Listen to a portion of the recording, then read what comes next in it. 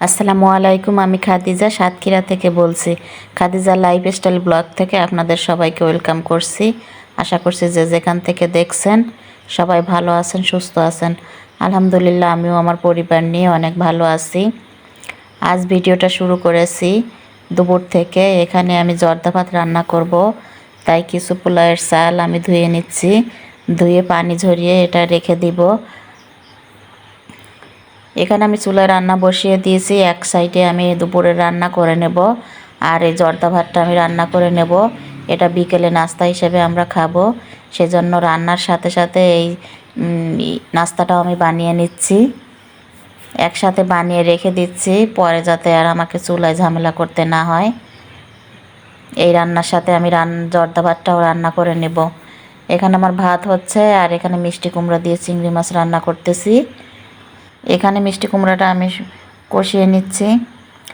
জর্দা ভাতটা আমার সিদ্ধ করা হয়ে গেছে। এখানে আপনারা তো দেখতেই পেয়েছেন, আমি ফ্রুট কালার দিয়ে পানির ভিতরে চালটা সিদ্ধ করে নিয়েছি। আমি এটাকে অর্ধেকটা সিদ্ধ করব, ফুল সিদ্ধ করব না। সিদ্ধ করে আমি পানি ঝরিয়ে নিয়েছি। এখন এখানে একটা কড়াইতে আমি তেজপাতা, গরম মশলা দিয়ে দিয়েছি, আর সয়াবিনের তেল দিয়েছি।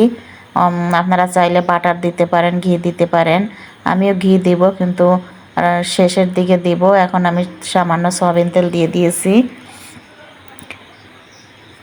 এখানে চালগুলো দিয়ে আমি ভালোভাবে নাড়াচাড়া করে নিচ্ছি, ভাতগুলো দিয়ে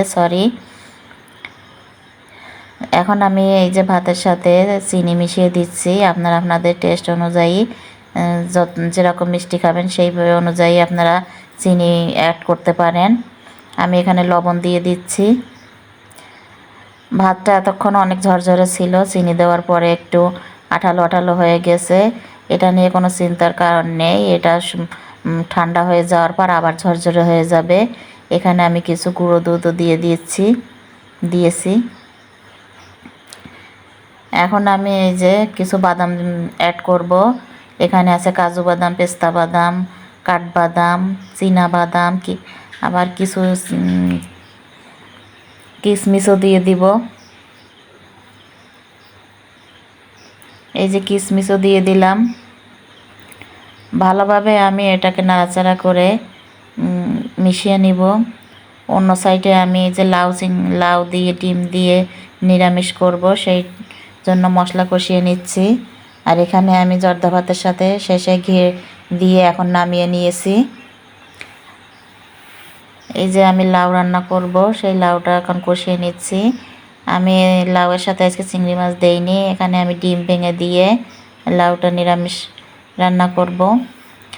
আজকে লাউটা খুব জালি ছিল, সেই জন্য আমি খোসাগুলো ফেলে দেইনি। এখন এক পিস মাছ দিয়ে রসুন, কাঁচামরিচ, পেঁয়াজ দিয়ে আমি খোসাটা একটু নাড়াচাড়া করে সিদ্ধ করে নিচ্ছি, ভেজে নিচ্ছি। মাছটাও সাথে দিয়ে দিয়েছি, এক পিস তেলাপিয়া মাছ। এটাকে এখন আমি বেটে ভর্তা করে নিব। এই ভর্তা কারা কারা খেয়েছেন কমেন্ট করে জানাবেন। ভিডিওর এই পর্যায়ে এসে প্রতিদিনের মতন একটাই কথা বলবো, আমার ভিডিওটি যদি ভালো লেগে যায়, যদি আপনাদের মন ছুঁয়ে যায়, আমার একটি লাইক দিয়ে আমার ভিডিওর পাশে থাকবেন। আমার চ্যানেলটি সাবস্ক্রাইব করে পাশে থাকা বেল অপশনটি বাজিয়ে দিবেন, যাতে আমি ভিডিও ছাড়ার সাথে সাথে আপনাদের কাছে নোটিফিকেশন যায়, আর আপনারা আপনাদের সময় অনুযায়ী দেখে নিতে পারবেন। ইতিমধ্যে যারা এই কাজটি করে ফেলেছেন তাদেরকে অসংখ্য অসংখ্য ধন্যবাদ। এভাবে সাপোর্ট দিয়ে আমার পাশে থাকবেন, আমাকে এগিয়ে নিয়ে যেতে সাহায্য করবেন। আপনাদের সুন্দর সুন্দর কমেন্ট পেলে আমি আরও নতুন কোনো ভিডিও বানাতে উৎসাহিত হই। আপনাদের একটা লাইক আমার ভিডিওটি আরও অনেকের মাঝে পৌঁছে দিবে, তাই প্লিজ লাইক দিতে কৃপণতা করবেন না। কমেন্টের পরিমাণ যেভাবে আসে, অনেক কমেন্ট আসে, কিন্তু লাইক সেভাবে পড়ে না। আমার লাইক যদি 10টা হয়, কমেন্ট আসে 20-25টা। আপনারা লাইক দিতে চান না। এখন চলে আসলাম সন্ধ্যাবেলা। এখানে আমি এই যে জর্দা ভাতটা একটা প্লেটে পরিবেশন করে নিয়েছি। এখন আমি সুন্দর করে একটু সাজিয়ে নিব। এখানে ওই যে ড্রাই যে বাদামগুলো ছিল সেগুলো দিয়ে দিচ্ছি আমি।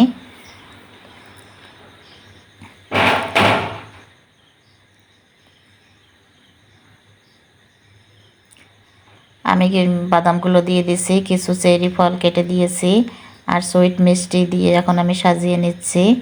জর্দা ভাতটি আমার কেমন হয়েছে কমেন্ট করে জানাবেন। আমি ভিডিওর লাস্ট পর্যায়ে চলে এসেছি, এখন আমি আপনাদের কাছ থেকে বিদায় নিয়ে নিচ্ছি। এই জর্দা ভাতটি খেতে অনেক মজা হয়েছিল। আমি খাওয়ার পরে এখন ভয়েস দিচ্ছি। আপনার রেসিপি ভালো লাগলে আপনারাও রান্না করে খেয়ে দেখতে পারেন। এখানে মিষ্টিগুলো দিয়ে আমি সুন্দর করে সাজিয়ে নিচ্ছি। আসসালামু আলাইকুম সবাইকে।